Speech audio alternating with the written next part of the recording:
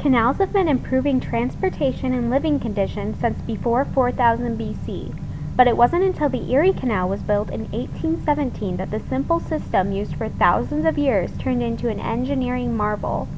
The canal connects Lake Erie to the Great Lakes and the Atlantic coast.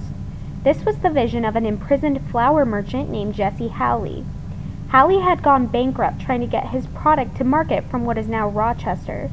Sent to a debtor's prison as a result, Halley wrote a series of essays which were published in newspapers all over, describing in great detail the route, costs, and benefits of what would become the Erie Canal. Throughout the 18th and 19th centuries, the lack of an efficient, safe transportation network kept trade and populations largely confined to coastal areas.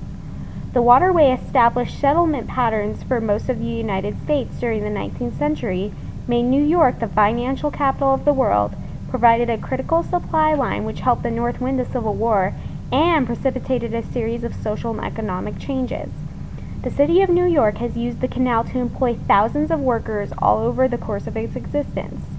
At one time, more than 50,000 people depended on the canal for their livelihood. The Erie Canal played an essential role in the transformation of New York City into the nation's leading port and business center. At the turn of the 20th century, the Erie Canal was upstaged by a new project that would soon prove to become the most elaborate canal ever built. The Panama Canal was designed for American and British businessmen to trade goods cheaply and quickly between the Atlantic and Pacific coasts. Completed in 1914, it was celebrated as a major foreign policy achievement.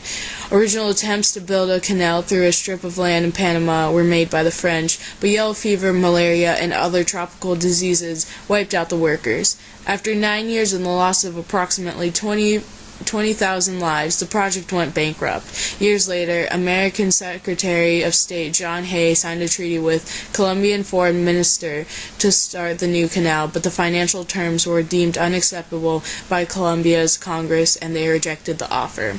President Roosevelt responded by dispatching U.S. warships to Panama City in support of Panamanian independence, which eventually led to the uprising of new leaders who were willing to negotiate. U.S. received a 10-mile wide strip of land for the canal for a one-time payment of $10 million to Panama, an annual annuity of $250,000, and an agreement to guarantee the independence of Panama. What is most impressive about the Panama Canal is its self-sufficiency. The dam at Gatun is able to produce the electricity to run all the motors which operate the canal, as well as the locomotives in charge of towing the ships through the canal. Gravity is the only force required to adjust the water level between the locks. Today, few workers are employed to help with the daily operation. So which one made the bigger impact?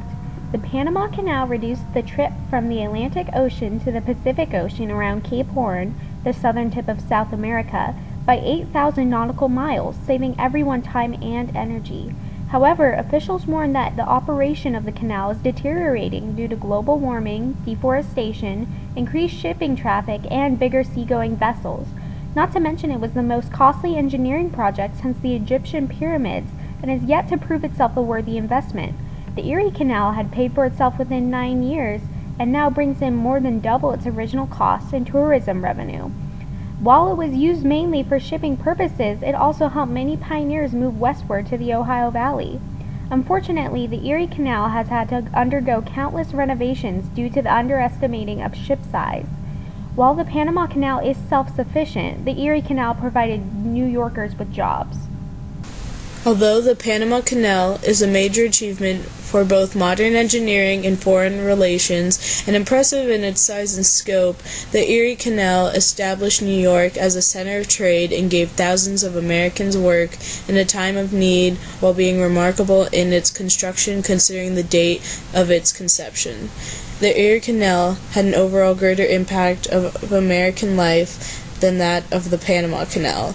It is the ideal example of human ingenuity and imagination even 200 years later.